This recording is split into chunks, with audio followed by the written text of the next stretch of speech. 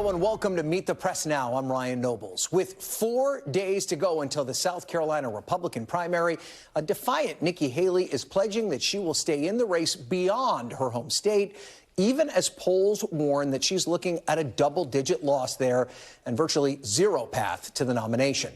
Still, the former governor and former UN ambassador delivered a fiery and emotional set of remarks today in South Carolina in an attempt to justify her decision to stay in the race, ramping up her rhetoric against former President Trump and warning that he'd be a disaster for the party in November. I'm not afraid to say the hard truths out loud. I feel no need to kiss the ring.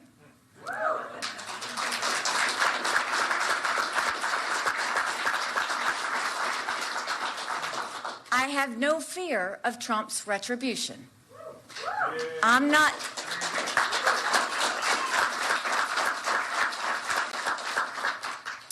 looking for anything from him. He's gotten more unstable and unhinged.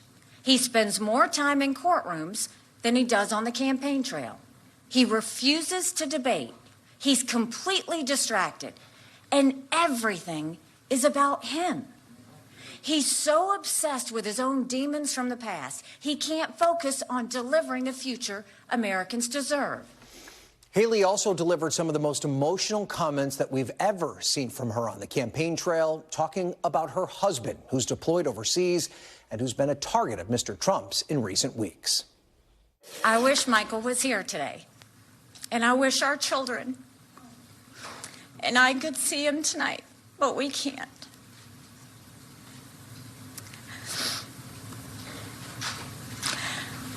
He's serving on the other side of the world, where conflict is the norm, where terrorists hide among the innocent, where Iran's terrorist proxies are now attacking American troops.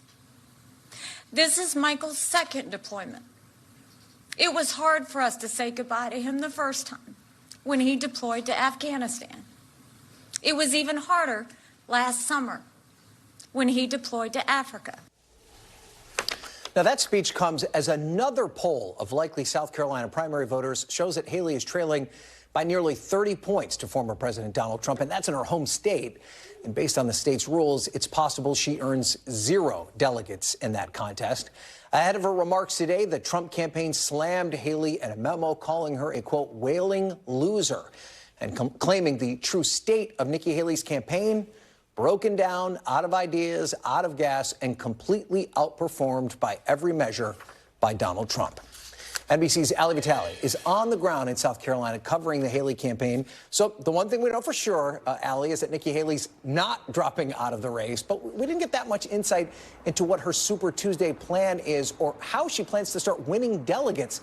Where was that in the speech today?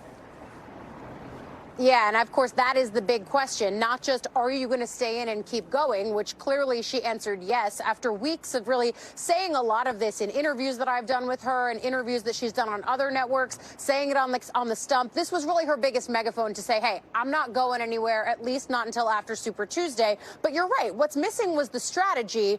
Clearly, she has the will. In terms of strategy, we've at least seen her travel schedule unveiled in the last few hours. It's going to include an immediate stop to Michigan, which has its voting day just a few days after South Carolina voters go to the polls here this weekend. But then after that, she's going to be going to Colorado, Utah, Virginia, Massachusetts, really trying to cover as much ground as she possibly can in the lead up to March 5th. That's going to be the real do or die day for her campaign.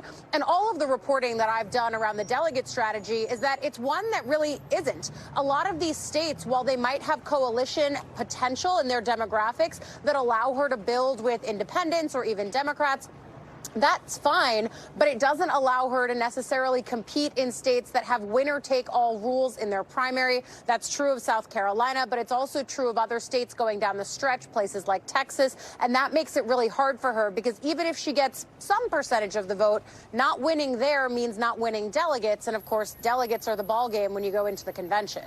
And, you know, this speech really does culminate weeks of increased attacks on Donald Trump. Perhaps some would say too little, too late. But is there any concern that she might be turning off the Republican base by going after the former president, considering she is still competing in a Republican primary?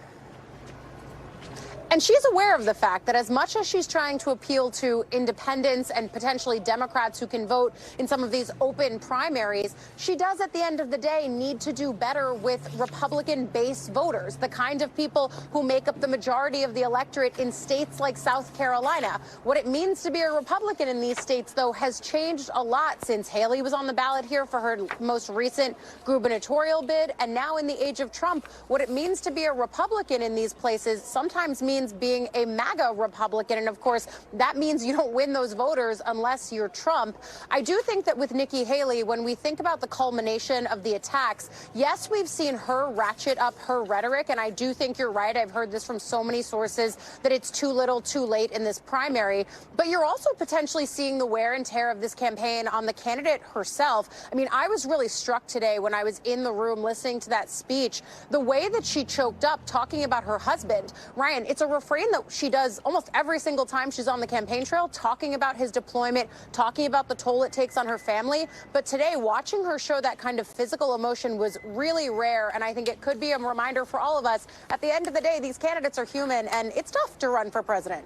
Yeah, that's true. That is sometimes easy to forget. Allie, thank you so much for that report. Yeah. We appreciate it. Thanks for watching. Stay updated about breaking news and top stories on the NBC News app or follow us on social media.